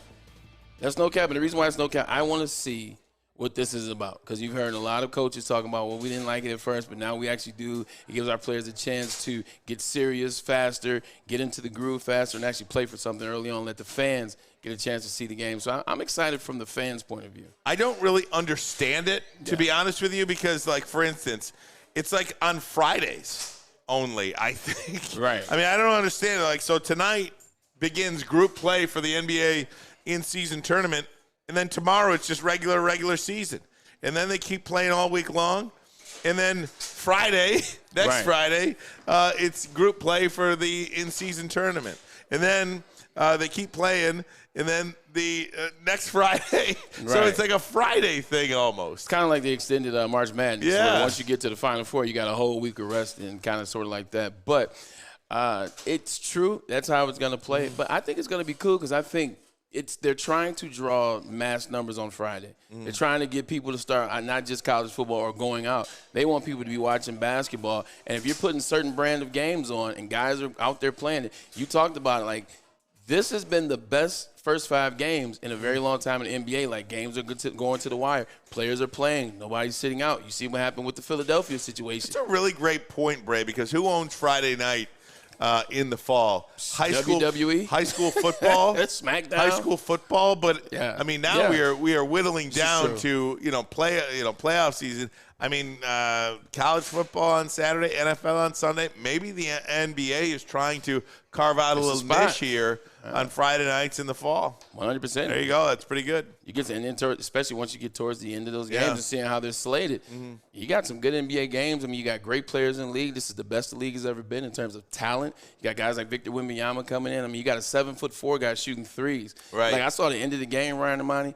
When KD went to hug Victor Wembanyama, I've never seen KD look short. Even standing next to 7-footers. And KD was like, all right, man, you have a good season. You keep doing your thing. Man, the Suns don't look good.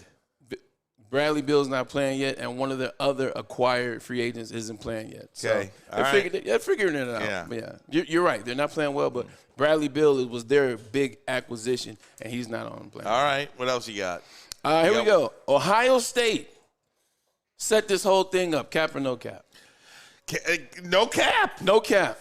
Clearly. No cap. It's a hit job. It's a hit job. It's funny they call it Spygate because the original Spygate is what they are actually doing. You know what is the really intriguing part of this whole story will be if they're, computer crimes, you don't mess with those. Right? As part of Chris Ballas's report today in the Wolverine was that information was illegally obtained off of Connor Stallion's computer or another computer affiliated with the University of Michigan. If illegal information was ripped from that computer, that's not just an NCAA violation. FBI. That is legitimate FBI stuff. Yeah. That is law enforcement stuff. That is felonious stuff. That's not just like little football, we're trying to get a leg up on you. We're trying to figure out what's going on. That is prison time stuff. 100%. That's not a suspension of games. That's called don't drop the soap. Suspension of freedom. Yeah, don't drop the soap. That's not a suspension of games. That's a suspension of freedom. 100%. Without question. I agree with you. All right, here we go. Lions will lose no more than 2 games. That's no cap. I was going to change it to 1. Oh. Because I know you and I know it. The Lions will lose no more than 1 game. Cap. I do think they drop 1 more. So I 2. think they go. I think they go 7-2 the rest of the way. Okay. So I'm putting them at 13-4.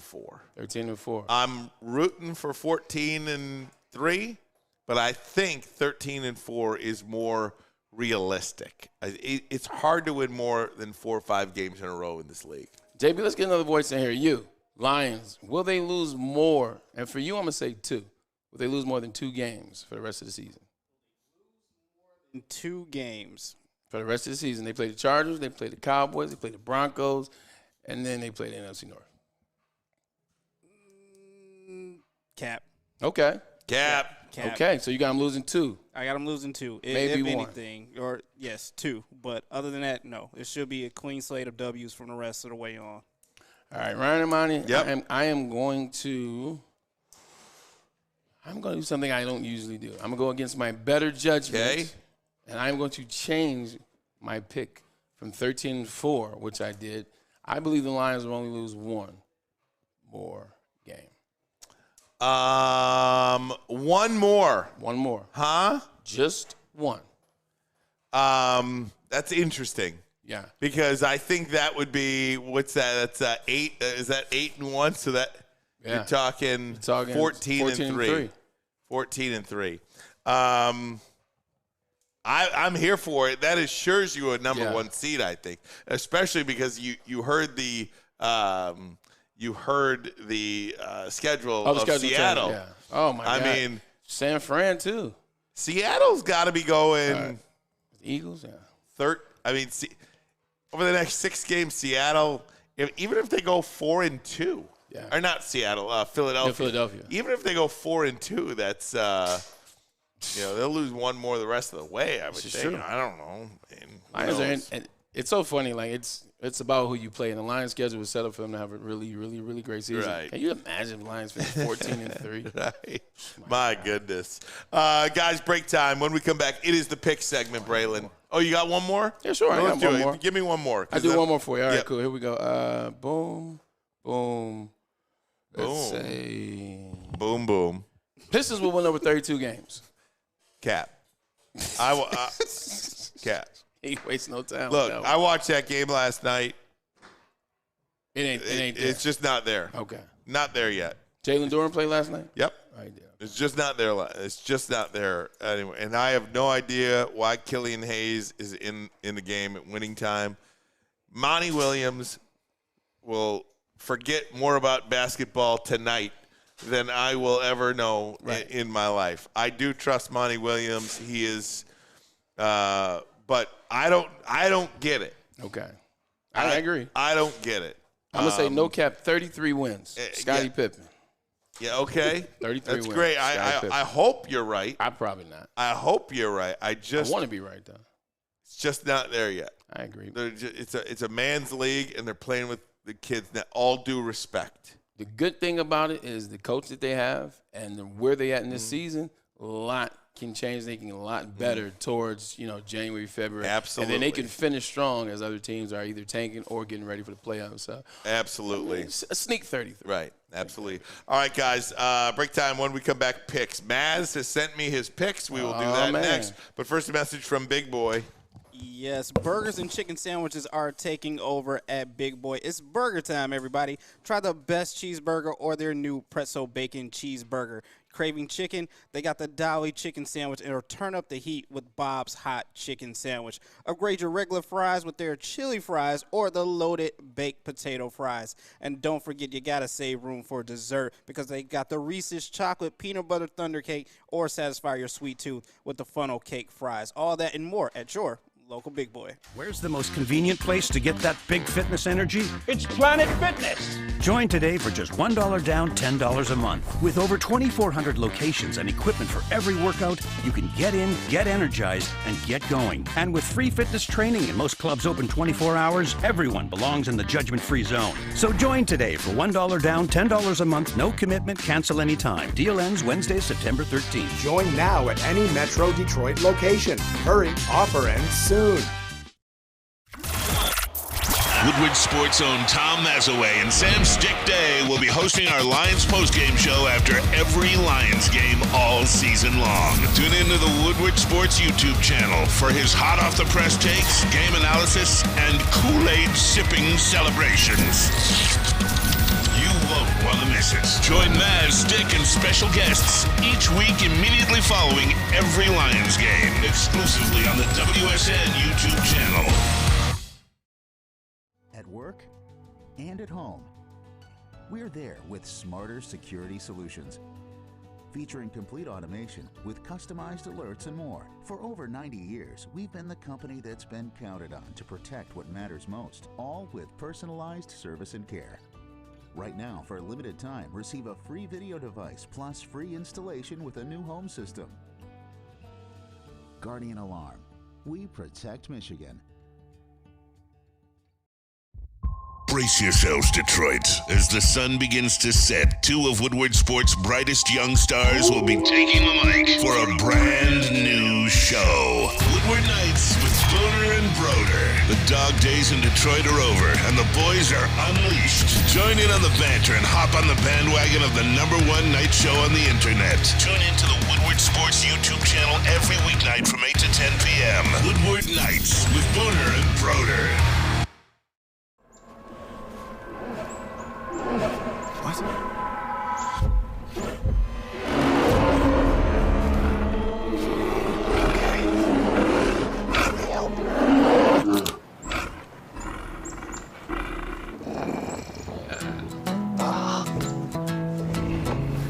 Oh, yeah.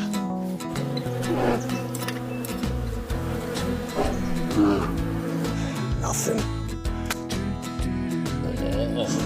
G-G-G-G-A.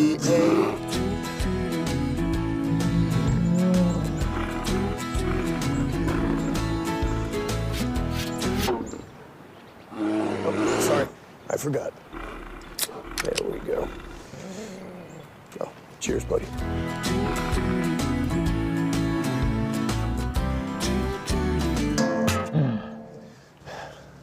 I think we need to get you a pick.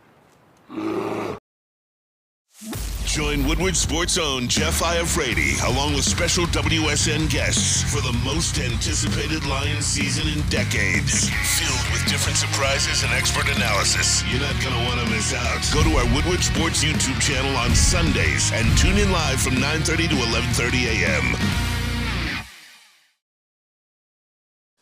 All right, it is the most important segment of the week for some, for many, maybe for none. Hot right now, too. Braylon, you and Maz are hot. I am not. It is time for the pick segment. Tom Mazaway leads 32-22 in 2. I won the last 2 weeks. Braylon Edwards is coming in hot at 27, 27, and 2. That's it. So you're 500. And I am 23, 31, and 2. I have struggled, so do not in any way, shape, or form. If anybody took your bets, man, I'm sorry. Tara, I'm sorry, too. All right, we'll be calling. Here we go. I'll let you know what Maz picks. Well, we'll go around the horn. All right, here we go. Ready? Let's do it. The Dolphins and Chiefs in Germany. The Chiefs are the home team. Kansas City is a 1.5-point favorite against the Dolphins. Braylon? This is tough. Give me the Dolphins. Okay. I am going to take – why what you got a just feeling about it? Yeah, I do. Okay. I do. I saw the Tyreek Hill press conference. Okay, I'm going to go with Kansas City just because I don't believe the Chiefs are going to lose 2 games in a row. Gotcha. Makes a lot of sense. Maz has gone with Kansas City as well. The Rams on the road at the Packers. Green Bay is a 3-point favorite in this one. Is Matthew Stafford playing? I know he messed his thumb up last game. Yeah, I don't know if they've said it yet. It is that's a big deal. Why is this game even on here? Well, it's a big game. That's why that's supposed to be easy ones. The Rams are fighting for a playoff spot now. 3-5. That's right. In the NFC, that's pretty good. Rams dealing with quarterback uncertainty as they visit the Packers. So we do not know yet if Matthew Stafford is going to play. I'll go first for you. Okay. I'm still taking the Rams because I know that they're about to they just benched Jordan Love. Yeah. They benched Jordan. I'm going with the Rams. Rams coach Sean McVay wouldn't rule out the possibility Stafford could play on Sunday even without practicing. Brett Rippon will likely start at quarterback for L.A. Mark Rippon's son. Mark Rippon's son, 27 years old, 8 touchdown passes, 8 interceptions, I should say, 4 touchdown passes, but he's got a 2-1 record. I'm going to go with the Rams. After you said all that, I was actually change mine. You want to change yours? No. I'm going to go with the Rams. Maz has gone with the Rams. I'll give you Maz's pick first on this one. Washington at New England. The New England Patriots, is a story earlier in the week that says that Washington is going to try to make a deal with New England to trade for Bill Belichick. That would work out for everybody. Belichick comes in for a couple of years, cleans up Washington's image. He gets to gracefully bow out of New England. New England gets no hands dirty there because they didn't push the coach. They didn't have to fire him. This looks like a pretty legitimate and, I don't say likely, an appropriate end to Bill Belichick, but in this one, New England is a 3-point favorite. Tom Mazaway has picked Washington. Braylon? You just basically said that the greatest coach of all time, arguably, is potentially going to get traded to the Washington Commanders. Last time I checked, Bill Belichick ain't cut like that. Give me the Pats. And I think they're going to bury Sam Howell. I'm looking for a great defensive scheme against the Commanders. I'm with you on that one. I'm going to go with the Pats. Maz has gone with Washington. We'll you and I go with the Pats. You got to start reading the post. All right. This one looks like a terrible game to me. And if I really was betting, I would never touch this game with a 10-foot pole. But it's the Bucs and the Texans. The Bucs are getting 3 points. Texans are a favorite. -3. Maz has taken Tampa Bay with the points. I will take Tampa Bay with the points too, Braylon. And I will make 3 of us. Just because I can't see giving points to Tampa Bay, no doubt about it. I mean, are you wavering? No, I am not. All right. Every time I waver, I lose. Right. The next 3 games are biggies. There's going to be a lot of action on these games. The Baltimore Ravens host the Seattle Seahawks. It is a 1:00 game in Baltimore. The Ravens are a 6-point favorite. Braylon. They got new weapons in defense. You know what? 16-1 against NFC teams is Lamar Jackson. And they're at home. I saw what they did to the Lions up there, -6. I'm going to give it to the Ravens. Man, that's a big number. It and is. I was leaning towards It's cold Seattle. outside, though. It's cold outside. I was leaning towards Seattle. I just think of like Devin Witherspoon and those defense. Ah, man. It's not at the wide receiver position where they kill you. So it's kind of like their offense nullifies to a certain extent Witherspoon and I'll go Tariq with the Woolen. Ravens. I'm going to go Tariq with you. Woolen. I'm going to go with you. Excuse me, Maz went with Seattle. We're going Baltimore. All right. I feel like I need to pay attention to the fact what your record is. I may need to start going with Maz a little more. Less with you. All right. I'm going to pick this one first because I think this is the play of the week. Okay. Last week, my play of the week was Dallas, and I really cleaned up on that. And I'm going to clean up on this. The Philadelphia Eagles are going to win this game against the Dallas Cowboys by at least 2 touchdowns. Ooh. They are going to run Dallas into the ground. Philly has a party this weekend. The Eagles minus the 3. Maz has also taken Philly, by the way. I just don't believe in Dak Prescott. Give me the Eagles. That's the It's first simple as game. that. Just want to. Oh no, we all go Tampa Bay. We have And all Rams. gone Philadelphia. It's going to be tough. Yeah, absolutely. Braylon, in the nightcap. This is another game that I am very high on. The Cincinnati Bengals. The only thing, Cincinnati is a 2-point favorite against Buffalo. It is in Cincinnati. It is the Sunday night football game. Braylon Edwards, you have the floor. I know that Buffalo went and got Rasul Douglas, the DB from the Green Bay Packers, just for this game. It is not going to matter. -2 is not enough points. You could get. I already wrote it down. Exactly. What? You could get, man. What?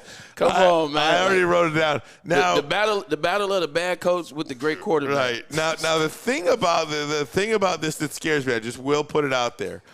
All of it. If you're ever going to be a gambler, you got to play the number, not the team. Right. And I have no idea why this is only -2. That's the fishy. That is the smelly part about it. That would mean on a neutral field that Buffalo would be a 1-point favorite. Because you assume you get 3 points at home. So that is the only fishy thing. Oh, I forgot. Leonard Fournette is now with Buffalo as well. Did you see the picture of Leonard Fournette? Paul, I'm like, where's the fat guy at? He looked like Leonard Fournette when he came into Green Bay with the LSU, and they whooped up on Wisconsin. He wants to come back. That's right. Okay, bonus one, Braylon. Giants and Raiders. This is not for the record. This is not for the record. Just for the picking because I know Antonio Pierce is one of your guys. Yep. Antonio Pierce and the Raiders, 2-point favorite over the Giants at home. I remember how the Giants got rid of Antonio Pierce. Payback is you know what? I'm going with the Raiders. Yeah. Did you see what Devontae Adams said? No. Devontae Adams basically said, I heard the guy speak one time as a head coach. He said, I want to run through the wall for him already. So Devontae Adams posted out already. So when you get the guy, because everybody, as Devontae Adams and Max Crosby go, that's the Raiders franchise. Yeah. So when you got your guy that he's not with the team, he maybe want to leave, he may do this. When he comes out and says, yo, I'm ready to ride through a wall for that, what does it do for everybody else on the team?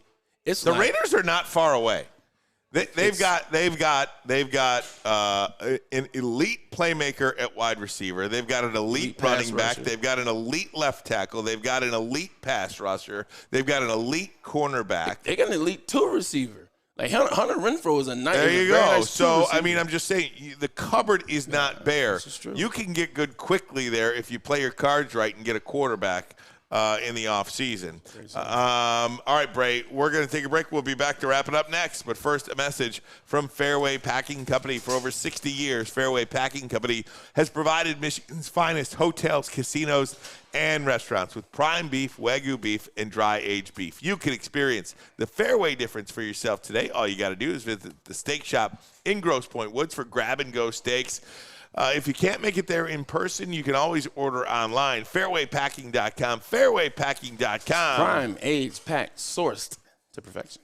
Come to any Lady Jane's Haircuts for Men for an award-winning haircut experience from one of our talented stylists and register for a once-in-a-lifetime opportunity to win an all-expenses-paid suite for the 2024 NCAA tournament for you and 5 of your best buds. That's right, college basketball's most elite event. You and your 5 best friends just get to any Lady Jane's today for an award-winning haircut experience and automatically register to win the trip of your dreams. Lady Jane's Haircuts for Men open 7 days a week. Walk in anytime. Lady Jane's, it's wicked awesome.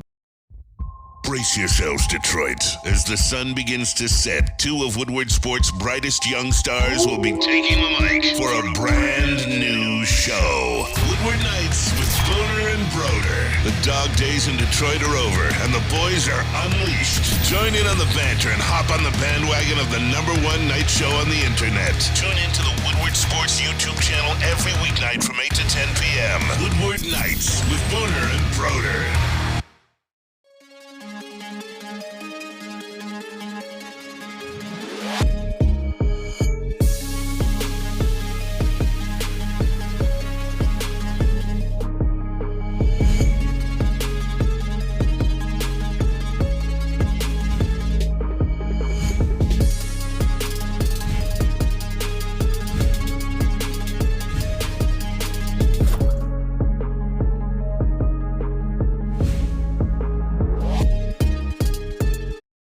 Join Woodward Sports' own Jeff Iafrate, along with special WSN guests for the most anticipated Lions season in decades. Filled with different surprises and expert analysis. You're not going to want to miss out. Go to our Woodward Sports YouTube channel on Sundays and tune in live from 9:30 to 11:30 a.m. Hey, gang, join Woodward Sports and Long Drink. We got some Lions home games coming up that we would love for you to join us at. On Sunday, November 19th, the Lions and Bears, and also Lions-Packers 4 days later on Thanksgiving, November 23rd. You could buy your tickets today for the official VIP Lions tailgate party. Eastern Market Shed 5. It's going to be a bash. You can get your tickets online today at bullseyeeventgroup.com. Food, beverages, entertainment, all included. Bears on November 19th. Green Bay Packers on November 23rd. Get those tickets today. Bullseyeeventgroup.com. Bullseyeeventgroup.com. All right, gang. It is the final segment of the week. We believe we had a really nice week. We want to thank each and every one of you for sticking with us this week. Lots of news happening this week, and it turned out, Lions bye week might be a little boring, but Michigan gave us a little something to talk about, and all these national pundits and so forth. Yeah, it's funny, we always talk about the gift that keeps on giving. Even in the offseason when it starts to get kind of dry and complain, here comes the draft, here comes training camp, here comes OTAs, here comes, college rankings, blah, blah, blah. When the sport of football, there's always something to talk about. Here comes Deion. Who knew we were going to be talking about Deion the whole season? And now Michigan replaces the Detroit Lions in the bye week. It's perfect. Hey, Braylon, Myles Garrett, just a couple of NFL notes for you. Myles Garrett has the most career sacks before the age of 28 other than any other person. I mean, obviously, you've played in Cleveland. Does he get the just due that he should be getting? If he's doing this anywhere else, maybe in New York, in L.A., in anywhere, it feels like people don't talk about Myles Garrett enough. Yeah, Cleveland stinks, but he gets respect from the national media scene. He gets respect from the people that know the game. He gets respect from analysts. He gets respect from the people that play fantasy football, which is a large population in this country nowadays and outside the country as well. So he gets the respect. But to your point, if Myles Garrett was playing for the Chiefs, if Myles Garrett was playing for insert big brand team here, he'd get a lot more love. How about Kyle Shanahan? We talk so much about what this guy does offensively. When trailing by 3 or more points, not 30, not 10, 3 or more, Kyle Shanahan is 1-31 when trailing by 3 or more points entering the fourth quarter. That is a disgusting record. That's concerning. And to be honest, when I'm thinking about Kyle Shanahan, look, let's start here. If Jimmy Garoppolo completes the touchdown pass to a wide-open Emmanuel Sanders, yes, they do win that Super Bowl. Now that I've said that, kudos, let's come back. What that tells me about Kyle Shanahan is if his system's not ahead, if he can't be in a situation where his quarterback is playing on time, when he can't be ahead of the calls, when he's now being reactive as opposed to on point, he can't win. Like, simply put, he can't win. When he's being reactionary, he can't win. When the system is right and he's on part, he can't win. And also, let's not forget, he was the OC of the infamous Atlanta Falcons meltdown. The Atlanta Falcons have benched Desmond Ridder. They're in first place in the NFC South. They have named Tyler Heineke the starting quarterback. Good move, bad move. Do you like Heineke? Should they have sat Desmond Ridder? Great move. Desmond Ridder's all over the place, and they're a team that is very well in this race. The NFC South, I mean, look last year. They had a team that won that division at 8-9. So they're very much in this division. They're number one. You got to sit Desmond Ridder. He's all over the place. Taylor Heineke, people forget, got the Commanders not only to a playoff, they weren't that far from beating Tom Brady and the Bucs in the first round of that playoffs. No doubt about it. Bray, Michigan this weekend, they play Purdue tomorrow night. What do you expect out of the Wolverines football team on the field? Forget about all the off-the-field stuff. On the field, what do you expect from Michigan tomorrow night? I expected Michigan to go out there and dominate until I saw Ryan Walters' press conference today and him talking about we were aware that they were still in or visiting our games as well. And then I had looked up Purdue's schedule in the last couple of years. Michigan's going to blow them out now. Like, I thought it would have just been a good game, maybe win 35-9, something like that. But after Ryan Walters comes out and tries to throw gasoline on an already lit fire, expect a 45-piece, nothing less. Nothing less than that.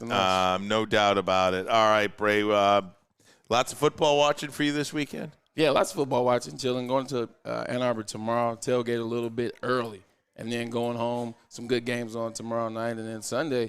It's a lot of good games on Sunday. You asked for good games. Well, a guy heard it, so I'm going home watching the Sunday. No doubt about it. Want to thank Will you get up at 9? Oh, God, I'll be up at 6.